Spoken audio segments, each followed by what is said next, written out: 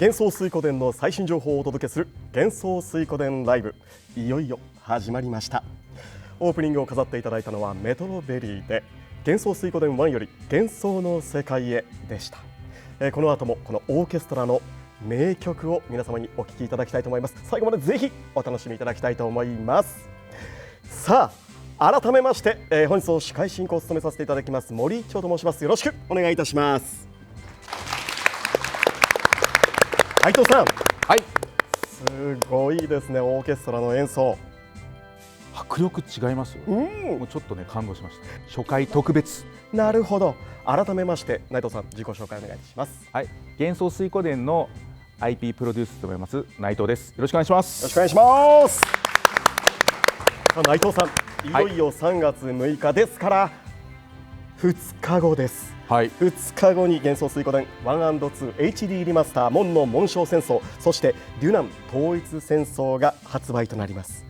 もう皆さんからの声届いてきている頃じゃないですか。いや本当想像以上に、世界中の人が予約していただいてて、もう今か今かと待ってる声を聞いているので、やっと届けられるんじゃないかと。で108日前から、カウントダウンやらせていただいてるんですけど、出ましたね。はい、あと数日です。改めてじゃあご紹介させてください。幻想水湖伝は IP& ゲームディレクターの崎山さん、そしてディレクターの大口さんです。よろしくお願いします。よろしくお願いします。さあ今日は情報が盛りだくさんということで、まず大口さん、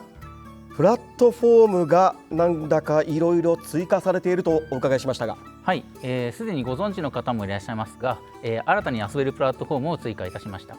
Windows PC 上のプラットフォームとしてマイクロソフトストアと、エピックゲームズストアを追加いたしました。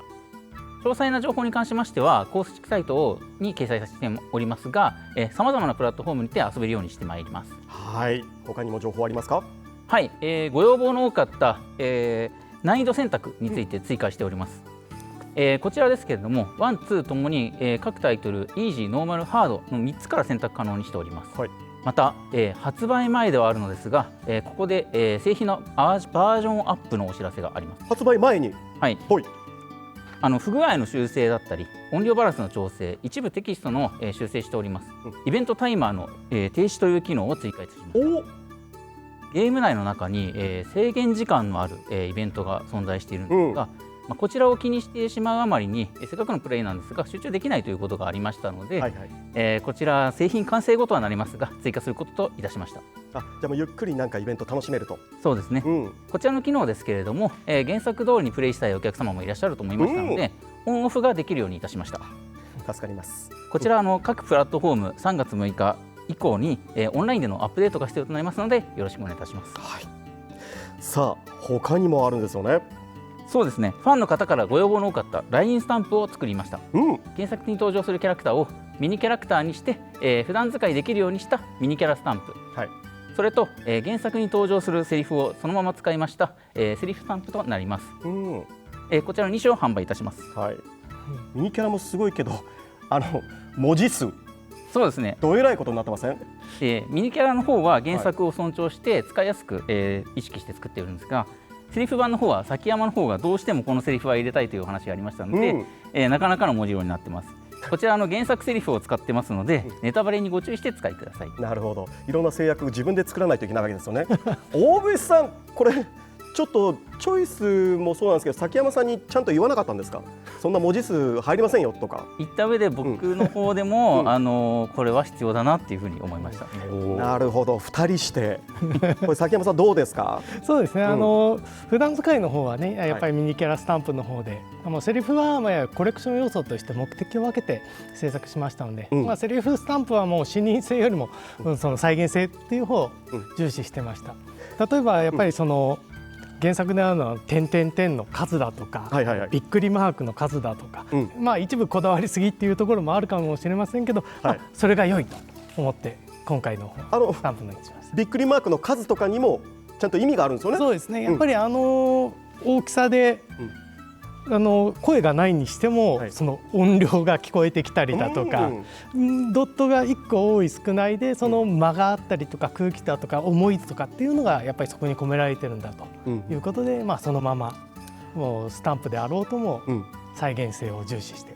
採用してました。なるほど。発売が実は本日からということなので、大口さんおっしゃってましたけど、使いやすいほど使いにくいほど、使いにくいとは言ってませんでしたけれども、ぜひどちらもね、使っていただきたいなと思います。さあその他にもあるとお伺いしてますが、まずはじめに、角川ゲームリンケージさんから川野さんの書き下ろしイラストが表紙になっているパーフェクトガイドが発売日と同じ、3月3日から発売開始となります。元帥1と2の情報がみっちりと詰まったこの分厚い攻略本、川野さんの書き下ろしの完成イラストで包まれました。表の坊ちゃんの力強い目線とそれを見つめるグレミオ、そして裏表紙はビクトールとフリック、3人の幼なじみの姿、1と2が一つになりパーフェクトガイドブックの名にふさわしい装いになったと思います。書店で坊ちゃんとこの目があったらぜひお手に取っていただければと思います。デラックスパックでは表紙のイラストのタペストリーを特典としてついてきます。そして新紀元社さんから1999年と2002年に出版された108世キャラクターガイドも HD リマスター対応版として復刊いたします。ロゴやゲーム画面は HD 版へリマスターし、その他のラフスケッチやイメージイラスト、当時の先輩スタッフの各キャラクターへの愛があふれるコメント、2では村山ディレクターとキャラクターデザイン担当の石川のスペシャルインタビューも当時そのままに再録された復刊版となります。発売をお楽しみにお待ちください。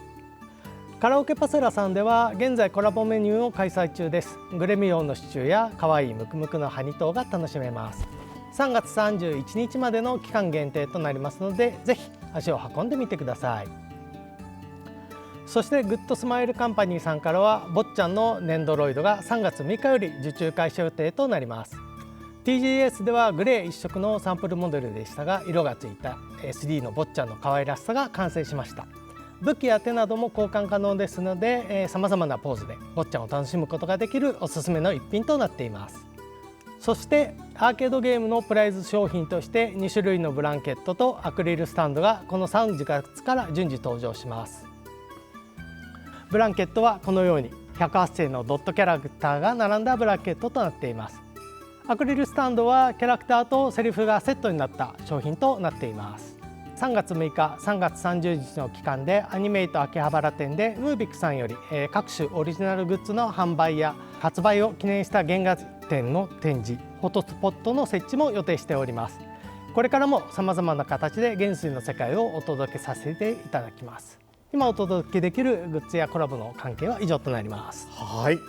さあもうグッズもね皆さん楽しみにしている頃かと思いますが、このコラボ以外の情報もあるんですよね。はい、今作の 1&2HD リマスターについて動画配信やいわゆる二次創作活動を含む、ファンの皆様によるコンテンツの創作を歓迎するためのガイドラインを公開します。元帥の世界を大切に長く愛してくださっているファンの皆様が再びつながり広がっていくことを願っています。詳細は公式サイトにガイドラインを掲載しますので、そちらをご覧いただければと思います。はい。さあその他のキャンペーンもございます。全国にあるイオンさんの店舗で108世を探せキャンペーンを実施中です。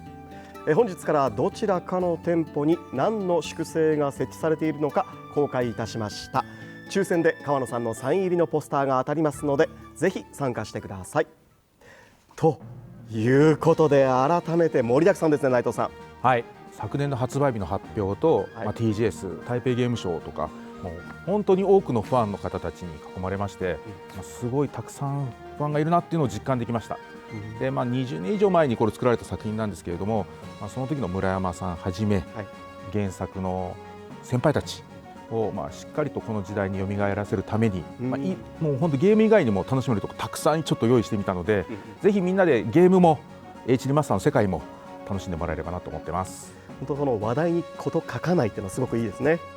はい、さあいよいよ3月6日に発売が迫っております。大口さん、崎山さん、番組をご覧の皆様に一言ずつメッセージを頂戴したいと思います。大口さん。はい、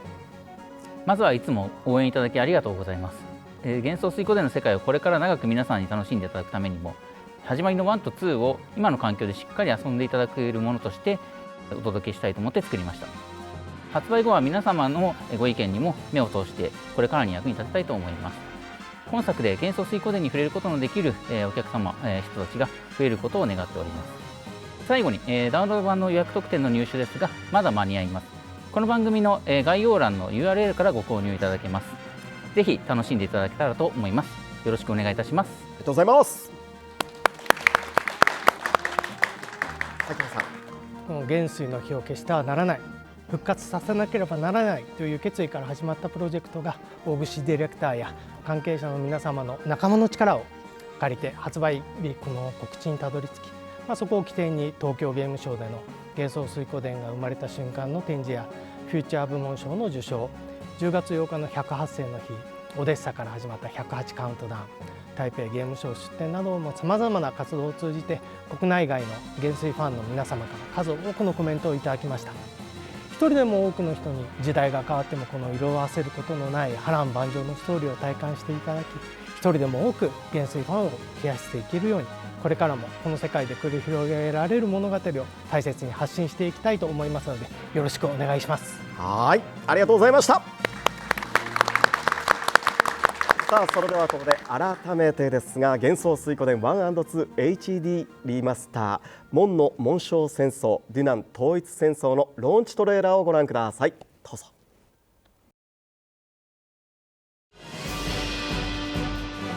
総勢100名以上の個性あふれるキャラクターたちで描かれる RPG シリーズ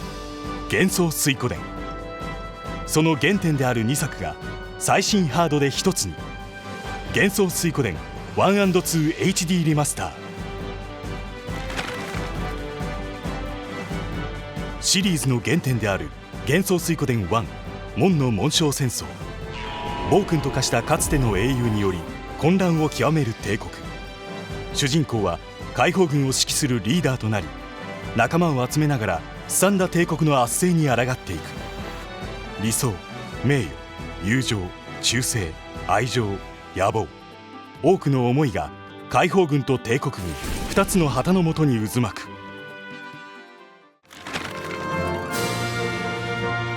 続編である幻想水湖伝2デュナン統一戦争。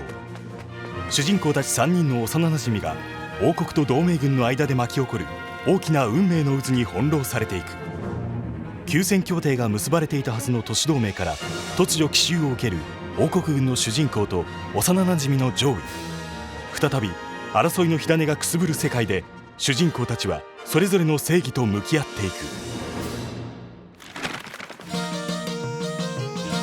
幻想水湖伝では108人を超えるキャラクターが登場。世界中を旅して出会う新たな仲間により広がる人間模様も本作ならではの魅力。また仲間の数に応じて本拠地もレベルアップ。さまざまな施設が追加され便利になっていく拠点をベースに旅は続いていく。幻想水湖伝はターン制コマンドバトル。強力なスキルやさまざまな仲間たちとの連携で強敵との戦闘を進めていく。また本作ではオートバトル機能のお任せと倍速モードを実装。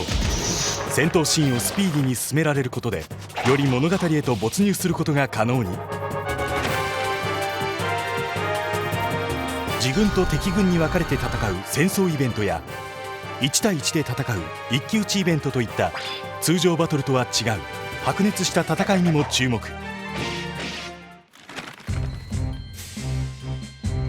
また今作では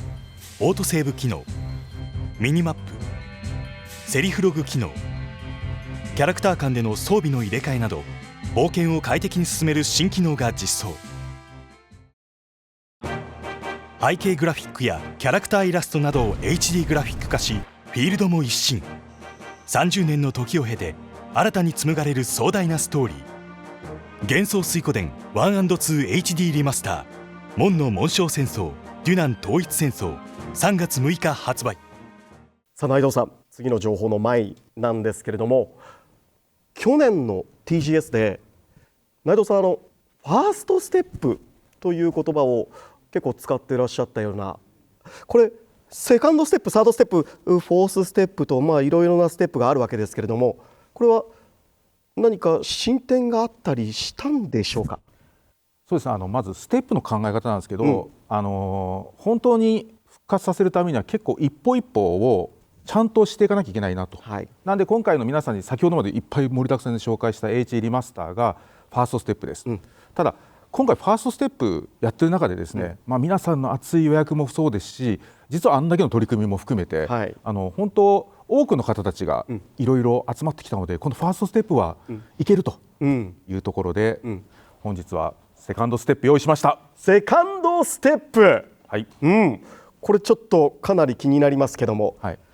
早速何かもう出すものがあるんですか？すごいいろんな人が集まってきてます。本拠地のように100発声が、はい、早速それではこちらをご覧いただきましょう。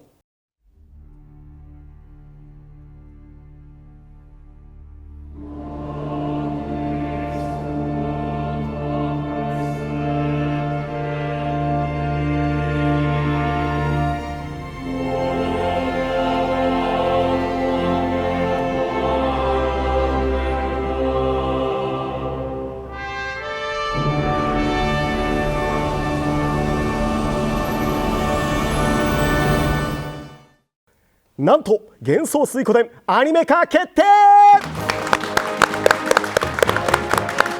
待ってました。それではゲストをご紹介させてください。監督を務められる佐藤雄三さんと NBC ユニバーサルエンターテインメントジャパンの日野プロデューサーです。よろしくお願いします。よろしくお願いします。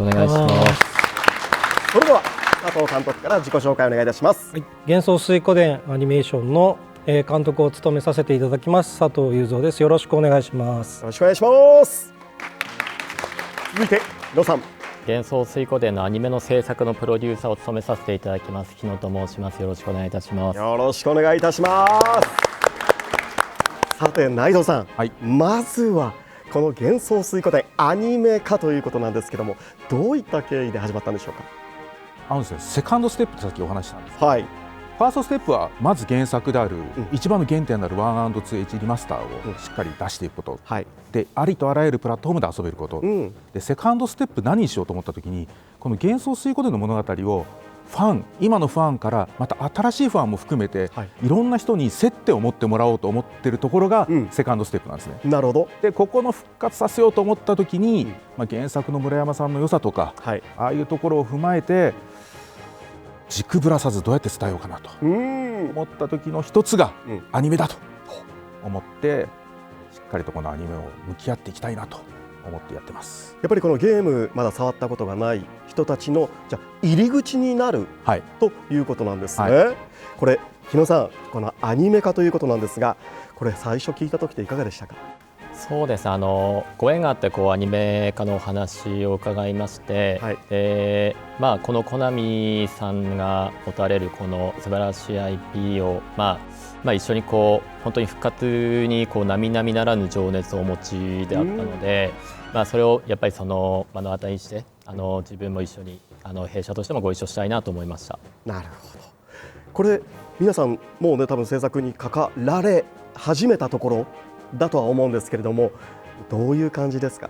本当に今始まったばっかりではあるんですけども、非常に壮大なテーマかつキャラクターも多い原作の、ファンの方々に対して喜んでもらえるかどうかみたいなところはもう監督と試行錯誤して、進めています。なるほど。佐藤さん、そのあたりいかがです？そうですね、壮大なファンタジー作品で、戦記物でキャラクターもたくさん出て、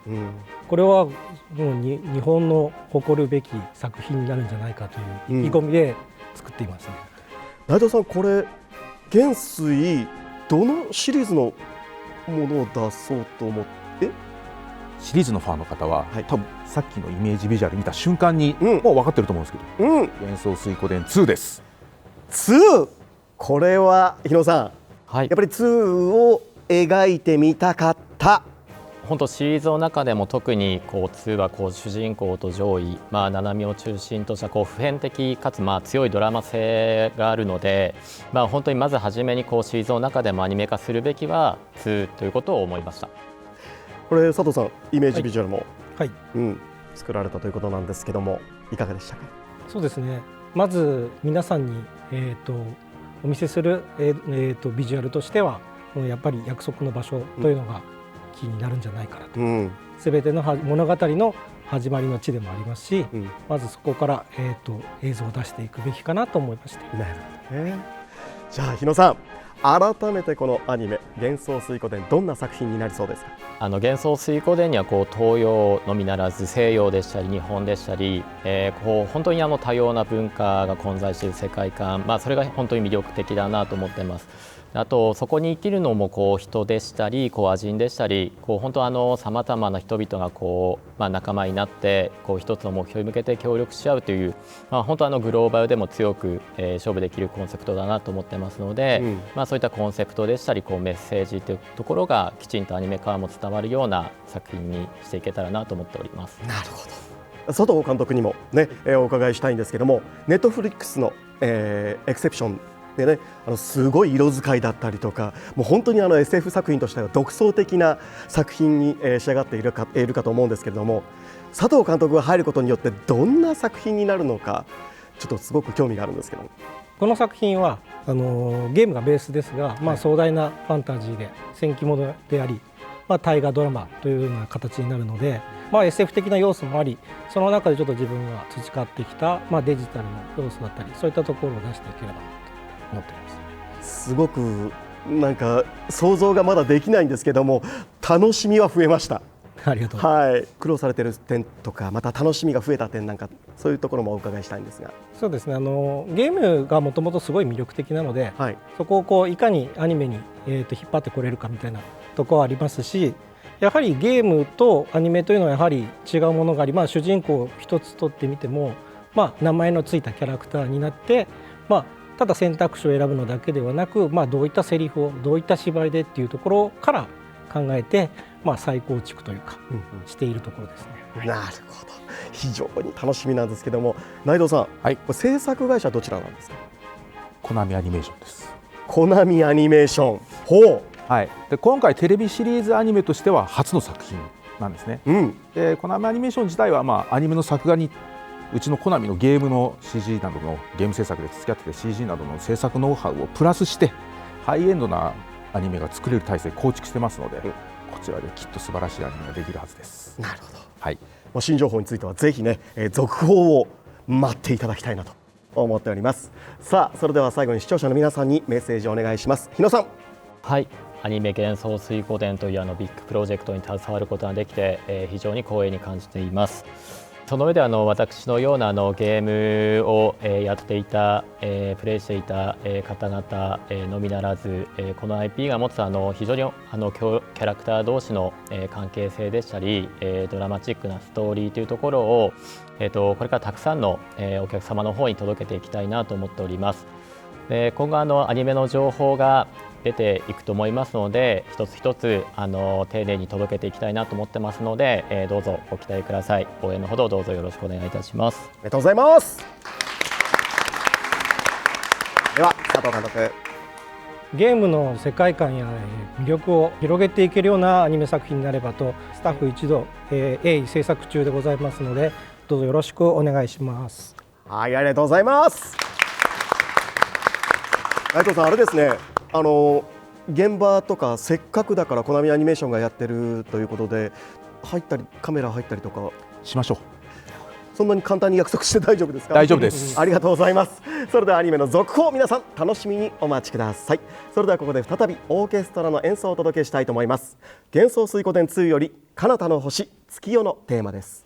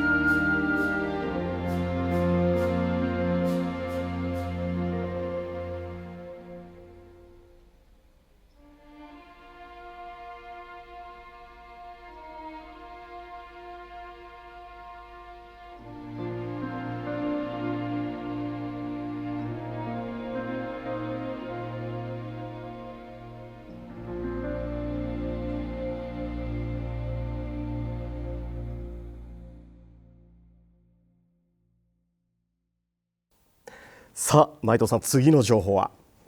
はい、先ほどセカンドステップのお話したんですけど、はい、まずはアニメが第1弾、そして第2弾を考えました。で、アニメっていうのは、みんなに見てもらおう、全世界に見てもらおう、もう一個幻想水湖伝に手軽に誰でも触れる環境を作れないかなっていうのを思って、なんと、モバイルゲームを。モバイル、はい、これじゃあ早速ですけども、何か見れるものはあります。あるんですね。はい、ありました。じゃあ早速、はい、こちらをご覧ください。私の力を正しく導いてくれるこの人のおかげで笑って過ごせるようになりました。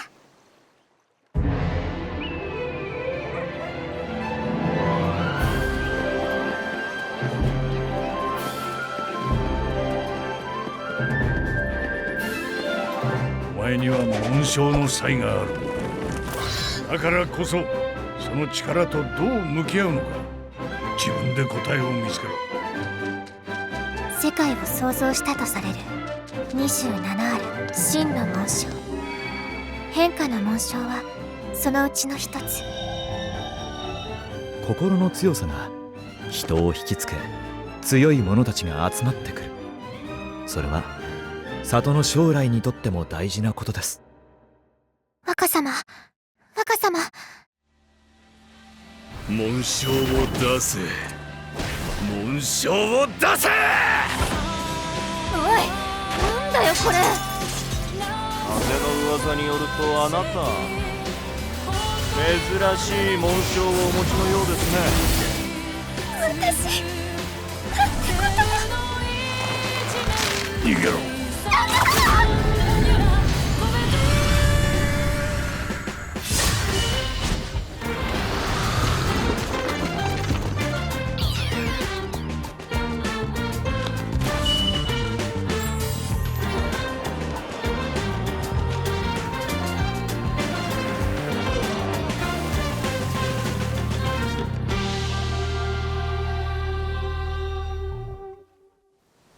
あなたと共にいたい。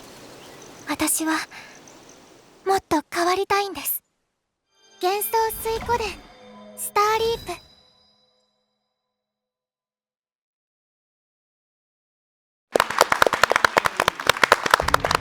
さあということで、幻想水湖伝スターリープ、奥行きある 2D で再現されました幻想水湖伝の世界。これすっごいですね。さあということで、ここからは幻想水湖伝スターリープのプロデューサーを務められていらっしゃいます藤松さんと、そして幻想水湖伝 IP 監修担当の崎山さんと一緒にお届けしたいと思います。よろしくお願いします。幻想水湖伝シリーズで初のモバイルゲームとなりますが、藤松さん、どのような思いで制作されていますか？そうですね、幻想水湖伝の新作と聞いて、モバイルだったことに驚かれた方多いと思うんですけども、先ほど内藤からもありましたように、多くの方に手軽に、触れていただける環境ということでモバイルで制作を開始しました。で、モバイルといってもですね、我々制作チームとしてはナンバリングを作るぐらいの気持ちで、制作に挑んでおりますので、今回幻想水湖伝スターリープの新たな百発生の、新たな物語っていうのを、しっかりと描いていきたいと思っております。でですね、この、新たな冒険を感じていただきたくて、ちょっと旅立ちをイメージしたこの、メインビジュアルを制作しました。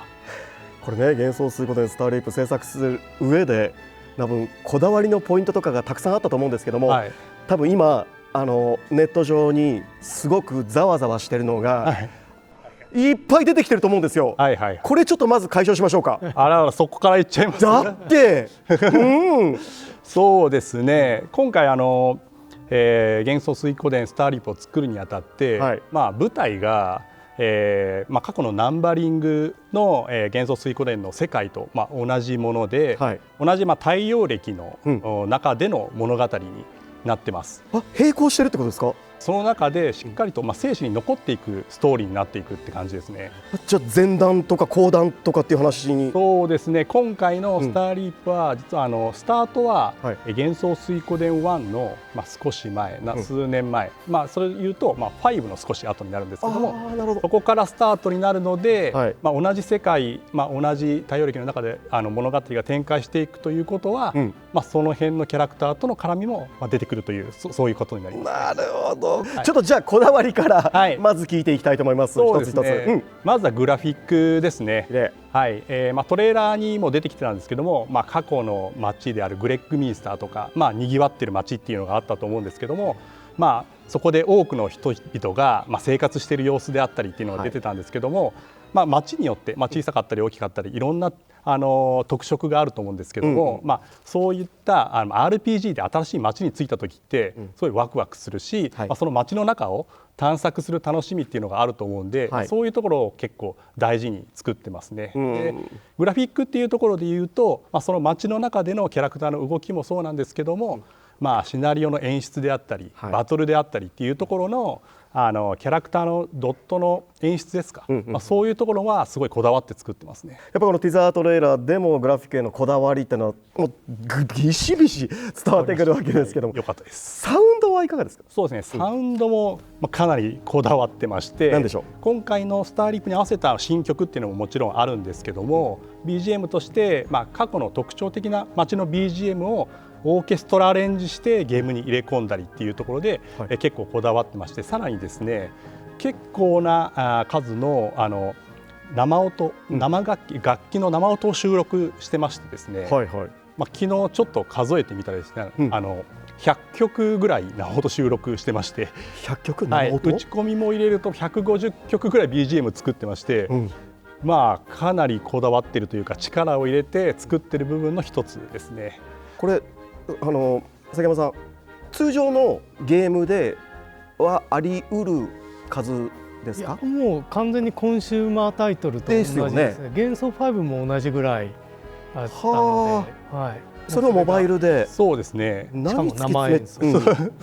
そうですね、ディレクターとも話したんですけども、やっぱここはこだわりたいポイントだっていうところで頑張って作りましたね。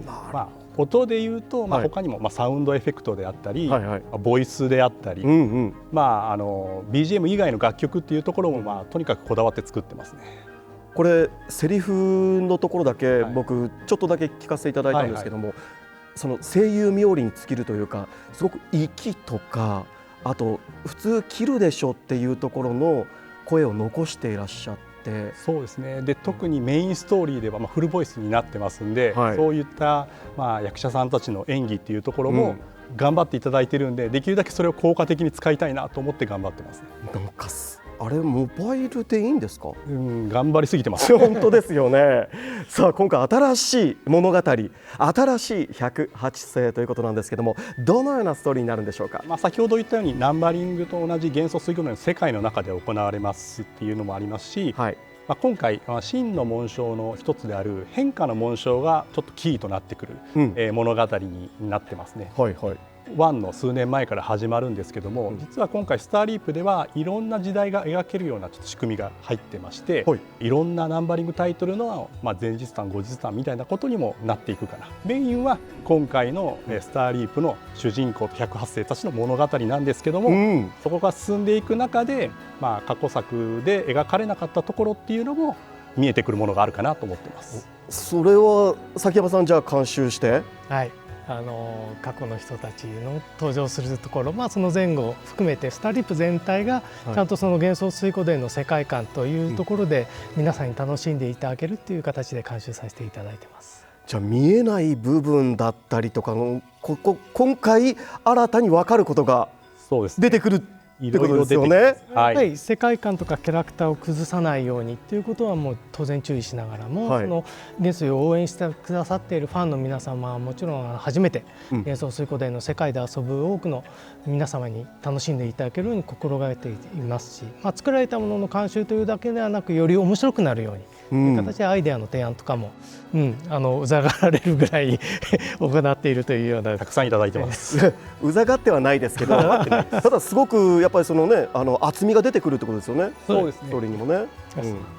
過去作の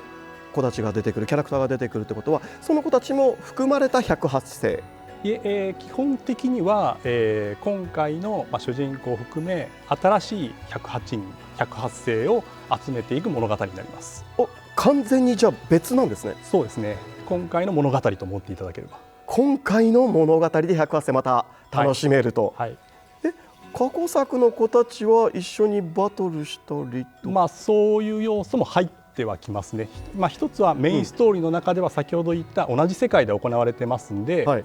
そういった過去作のキャラクターが出てきたり、時には一緒に戦ってくれたりっていうシーンもあったりしますし、ちょっとモバイル的な遊びというところで、過去作のキャラクターを入手して、ドリームチームじゃないですけど、そういった遊び方もできるようにはしてます。これでもドリームチームを作るときにはやっぱりその過去作あった本拠地とか、ああいうシステムがあったかと思うんですけども、今回はそうですね、今回も本拠地はありまして、で物語が主人公の里が、襲われる襲撃されるところが始まるんですけども、その里を復興させていく、発展させていくっていう遊びがありまして、そこが本拠地になって、集めていった仲間たちが集ってくるっていう場所になります。なるほど。これキャラクターたちってのはどういうふうに集めていくんですか。そうですね、基本的には、今回の108世に関してはメインストーリーで、物語を進めていく中で、今までの、幻想水湖伝シリーズと同じように、キャラクターが仲間になっていきます。ごめんなさい、勝手に思ってたんですけど、モバイルなんで、ガチャとかイベントとか、ガチャとかもあるんですけども、それは、どちらかというと、モバイル的なお楽しみ要素として、楽しんでいただくというふうに入れてますね。さあ、スターリープの幻想水湖伝スターリープの主要キャラクターも、ぜひちょっと紹介していただければなと思うんですが。まず今回の新たな108世のキャラクターデザインなんですけども、モリョさんというイラストレーターにお願いしました。モリョさん。モリョさんの、生み出す、キャラクターデザインとか、塗りのテイストとかっていうのが、ファンタジーとか物語をすごい感じさせてくれて、我々が今目指そうとしている幻想水湖伝スターリープの、世界観にすごいマッチしてるなと思ってお願いしました。異世界系とかね、よく描いてらっしゃるね、すごく立ち優しい方ですね。でその描かれたイラストでちょっとキャラクターを紹介させていただければと思います。ぜひ。こちらが主人公で、皆さんが名前を入れて、自分の分身としてプレイする、キャラクターになります。里で育った、男の子という感じなんですけども、キャラクターボイスとして大野智弘さんに演じていただいております。で次ですけども、翡翠というキャラクターで、主人公の屋敷で使用人をしている女の子なんですけども、とある理由でちょっと感情を抑制しているっていうのがありまして、ちょっと不思議な女の子です。でこの子が、結構この物語のキーとなるというか、最重要人物となってきますので、ぜひ注目いただければなと思います。キャラクターボイスでは、月城ひかさんに演じていただいております。次がですね、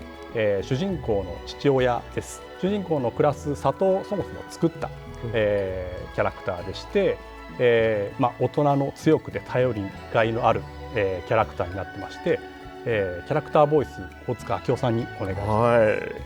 じゃあ続いては、シーリーンというキャラクターでして、これは、里で主人公と一緒に育ってきた幼なじみのキャラクターになります。ちょっと口が悪いんですけども、曲がったことが嫌いで、一直線なキャラクターで、すごいいい子ではあります。なんとなく想像はつきますね。元気でね。でキャラクターボイスは、ファイルズ愛さんに演じていただいております。次がですね、シャプールというキャラクターでして、主人公の家の、執事もやってるんですけども、主人公の武術の師匠でもありまして、頼れる大人、強い大人という感じのキャラクターになっております。キャラクターボイス佐藤拓也さんにお願いしております。まだまだいっぱいキャラクターはいるんですけども、今回はこのぐらいの紹介させていただいて、先ほど紹介した主人公と、翡翠というキャラクターを中心にこの物語は展開していくという感じになっていきます。これすごく楽しみですよね。さあ、そして新しいキャラクターたちの中で今回はですね、ゲストをお呼びしております。ご紹介しましょう。翡翠役を演じられております月城ひかさんです。どうぞ。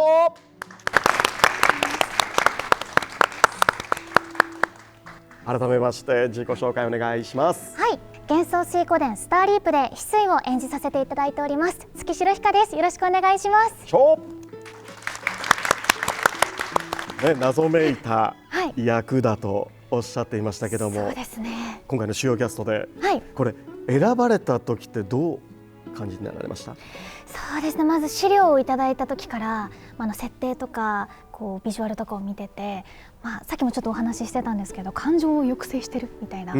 すごい魅力的な設定がたくさんあって、ずっとやりたいって思ってたので翡翠役決定しましたって言われた時は幻想水湖伝好きのマネージャーさんと一緒にすごい喜んで、マネージャーはお年上の方ですか？そうですね、ちょっと年上の方で。わかります。なんとなくね、やっぱね、そうですね、もうだって美香さんとかあれですよね、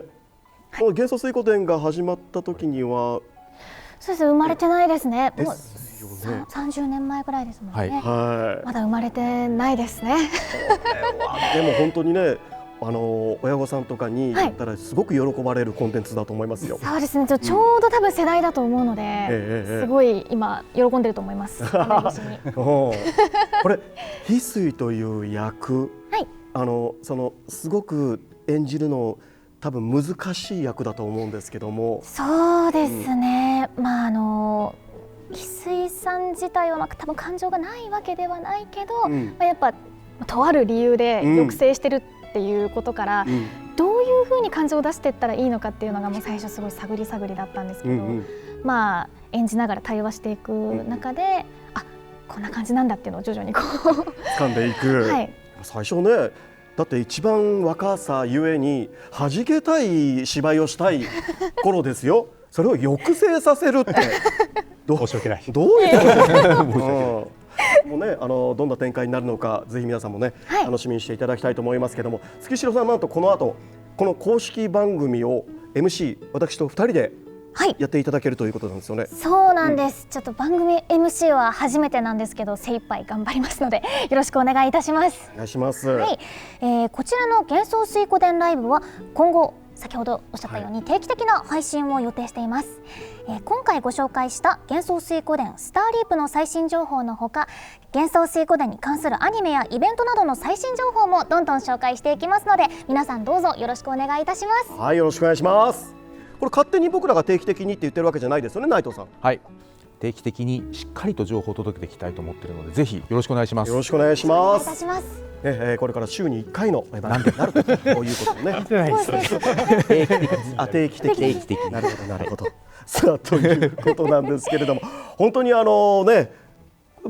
情報がこれだけあると僕らも整理していくの大変だと思うんですけども、実はまだまだあるんですよね。入ります。先ほどのトレーラーでは主題歌が流れていましたよね。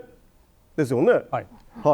今回こちらの主題歌、なんていう曲名なんですか？そうですね、今回の主題歌、カンパニュラという曲名になってまして、先ほどサウンドにはすごいこだわってるって言ってたんですけども、その中の一曲でもあります。なるほど。この曲についてもっと詳しく教えてください。そうですね、この主題歌はですね、ミュージシャンの中村佳穂さんに今回幻想水湖伝スターリープのために、作詞作曲歌唱までしていただきました。作詞作曲歌唱全部ってことですね。全部やっていただきました。はい。さあ、中村さんといえば細田守監督の作品竜とそばかすの姫の主人公鈴ベルの声および劇中歌を担当された方ですよね。今回の曲を作るにあたって、今回の幻想水湖伝スターリープのストーリーであったり、あとは翡翠というキャラクター、あとそのキャラクターのバックボーンであったりということをお伝えして、作っていただいたんですけども、その後なんと中村佳穂さんしっかり過去作も遊んでいただいて、その上で仕上げていただいた曲になってます。すごい思い入れたっぷりに、嬉しく思ってます。さあ、そんな主題歌を歌っていただいていますミュージシャンの中村佳穂さんですが、実は今日来ていただいております。どうぞこちらへお越しください。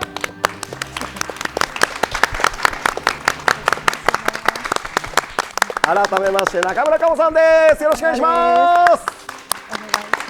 どうぞおかけください。作詞作曲歌唱どえらい量だったと思うんですけども、まず改めまして今日ね初めての方もいらっしゃるかと思いますので自己紹介お願いしてよろしいですか。今回主題歌を担当させていただきました中村佳穂です。よろしくお願いいたします。お願いします。見ていきたい、作詞作曲歌唱、大変な苦労が終わりかと思うんですけども、楽しかった点と苦労された点ちょっとお伺いしてもいいですか。そうですね、苦労した点はそれこそ歴史の長いゲームですので、始めた時は私も生まれたばかりぐらいの作品で、けどもマネージャーにいかにこのゲームが素晴らしいかという教えを教えていただきながら、ゲームをプレイしてこう最初の作品から好きな方にも楽しんでいただけて、かつ最新から遊ぶ方も楽しめつつ、異国情緒あふれる曲を作るっていうのがいい課題で大変でした。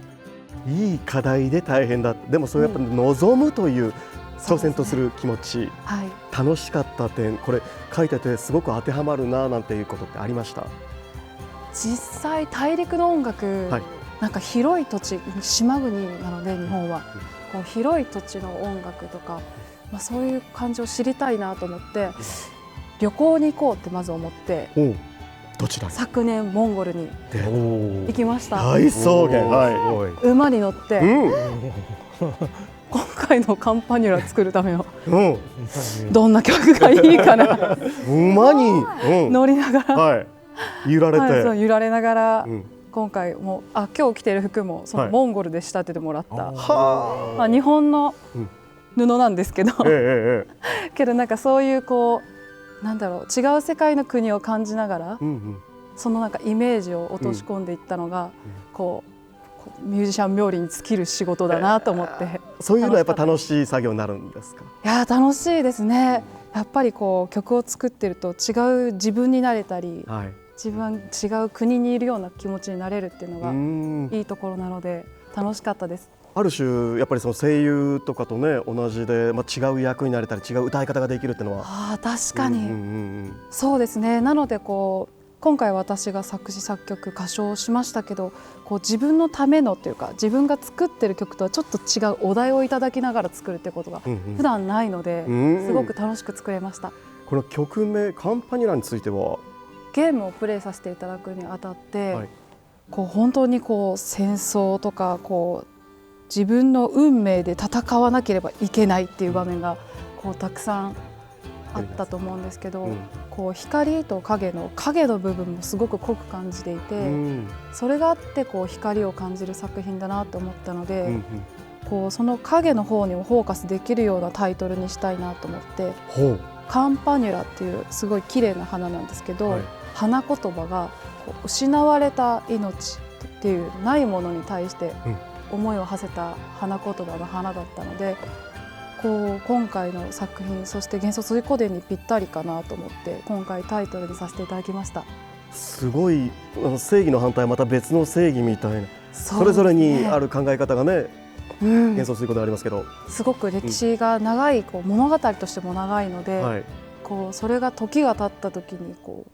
誰かの子守歌とか物語にきっとなってまた歌い継がれていくんじゃないかと思って、そんな気持ちを思い馳せながら作りました。確かに崎山さん聞いた時ね、一番最初に多分聞かれたかと思うんですけども、どうですか、どうでした？いや、なんかその世界観、先ほどモンゴルっていう旅行に行ってまでっていうところで、なんかその本当に世界が目に浮かぶような、これはすごい幻想水湖伝らしいなと思ってやらせていただきました。栗松さんいかがでした？そうですね、やっぱ幻想水湖伝っていうのを感じながらも、今回の幻想水湖伝スターリープの物語もちょっとやっぱ感じることができたんで、私はすごい嬉しく思ってます。さあ、これ最後にちょっと聞いてほしいポイントなんかももしあればお伺いできますか？そうですね、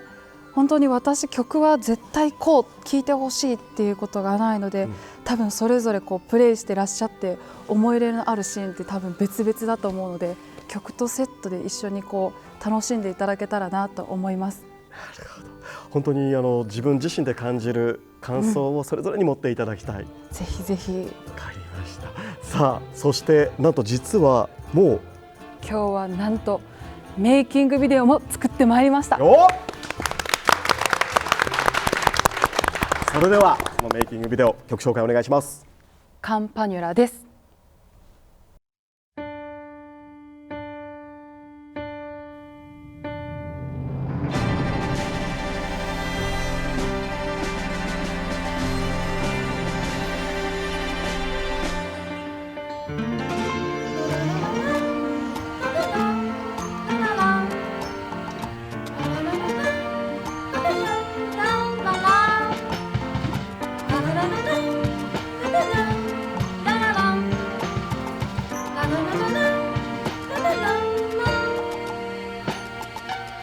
寂しさは運命の道しるべ、子守歌知らない国の話カンパニュラ、正しさは星の数だけあるわ、人はなぜ命一つしかないの、最初の夢が幼い頃描いた落書き、見上げた夜空、願い一つかけるならかすかな夢を打ち明け合えるともしびかほしい、一人でも一人じゃない愛の歌で眠りたい。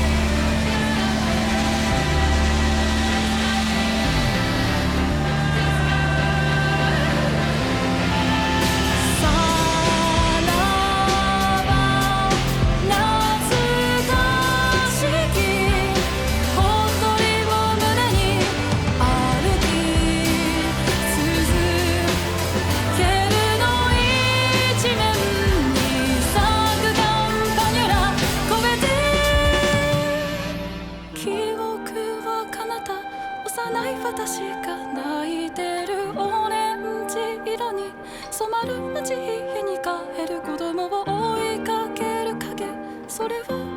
ただ見つめる、一人でも一人じゃない寂しさは道しるべ、最初の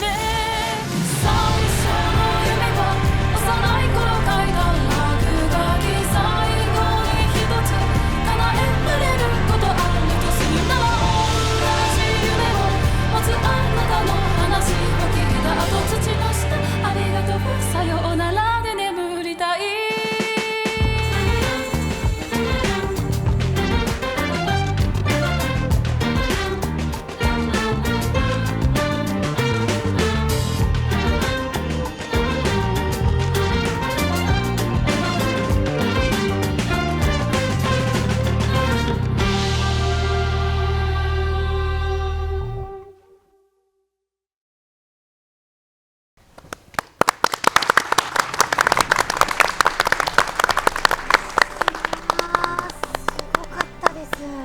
なんか先ほどおっしゃってた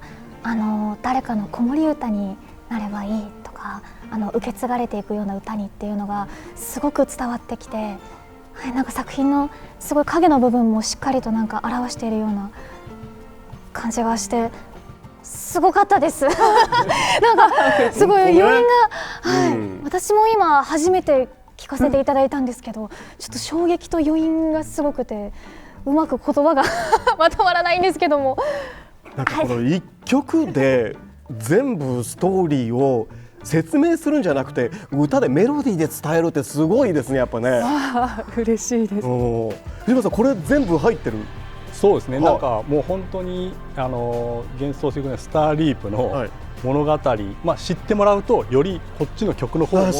意味がなんか分かってくるじゃないですけど、この曲だけでも感じるところあるんですけど、ゲームとセットでして聴いていただけるととても嬉しいと思ってます。ありがとうございます。中村さん、最後に視聴者の皆さんに一言メッセージを頂戴したいと思います。はい、今回楽しく制作させていただきました。また曲を通してお会いできることを楽しみにしています。ありがとうございました。中村佳穂でした。ありがとうございました。ありがとうございます。お邪魔しました。さて幻想水湖伝スターリープ待ち遠しい限りなんですけれども、世界観を知っていただくためにコミカライズもスタートすると伺っているんですが、内藤さん。はい、新たな物語をより多くの人に知ってもらおうと思って角川さんの協力のもとコミカライズ決まりました。書いていただくのは清水先生です。幻想水湖伝3の、運命の継承者の清水先生、ということなんですね。そうなんです。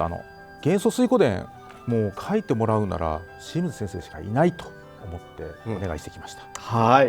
さあ、そんな清水先生からコメントをお預かりしております。ご紹介してください。はい、久しぶりの幻想水湖伝の新作、もしかしてあのキャラやあのキャラは出てくるんだろうかと今から楽しみにしています。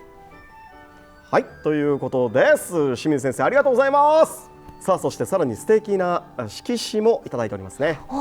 奥が3の主人公。そうですよね。ヒューゴと、で手前が今回の主人公ですよね。すごい素敵ですね。清水先生らしい絵ですね。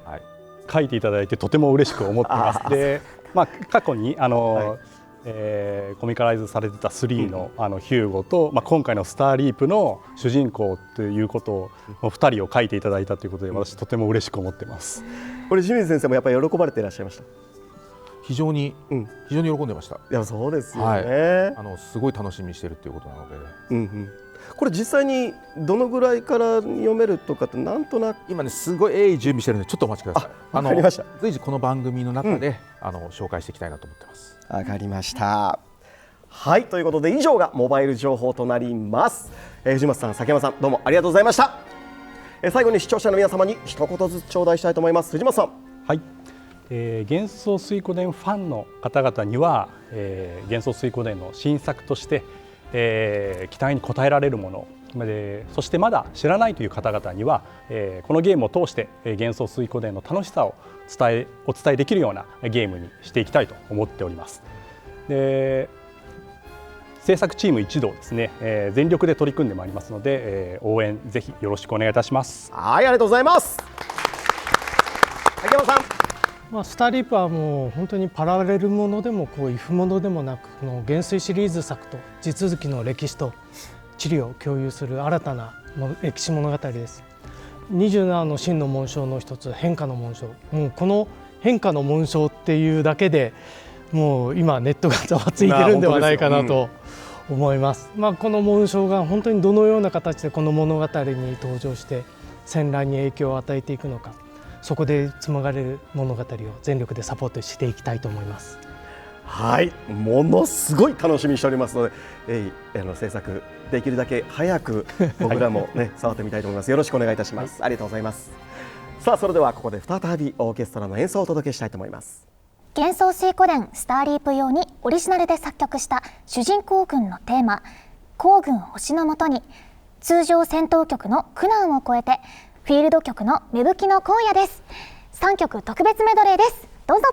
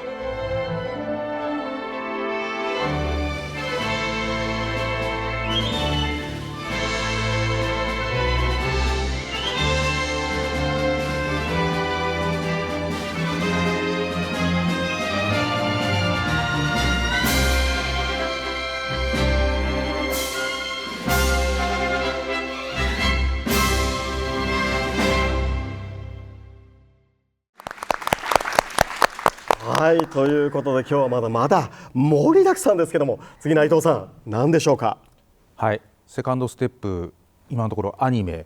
モバイルゲームときまして、とにかく広げていきたいというところもあって、舞台化決定です。おお、幻想水湖伝舞台化決定。これどこを題材として舞台化って？これはもう幻想水湖伝1からちゃんと、これも段階ステップ踏んでいくってことですか？進んでいきます。ちょっと改めてゲストご紹介させてください。株式会社フロンティアワークス執行役員で舞台ミュージカルの企画制作プロデュースを手掛けていらっしゃいますレーベル 4CU のプロデューサー岩崎さんです。よろしくお願いします。よろしくお願いします。岩崎さん、改めて自己紹介お願いします。はい、舞台幻想水湖伝のプロデューサー担当しますフロンティアワークス岩崎です。よろしくお願いいたします。お願いいたします。内藤さん、はい、幻想水湖伝1からなぜ舞台化しようと思ったんですか？岩崎さんと知り合いになりまして、前々からこういろんな舞台に招待してもらって、この決まったステージの中でどうやって幻想水湖伝を再現できる、するんだろうと、もうこれもすごい楽しみで、しかも生身の人間が108キャラ、本当に出るかどうかわからないですけど、もう本当楽しみだ、一回見てみたいっていうのを伝えましてお願いしました。そんな簡単にお願いしたんです。岩崎さん、聞いた時どうでしたか？そしてまず何よりこの世界中にこんだけ多く愛される作品を舞台化できるって大変喜びに満ち溢れておりまして、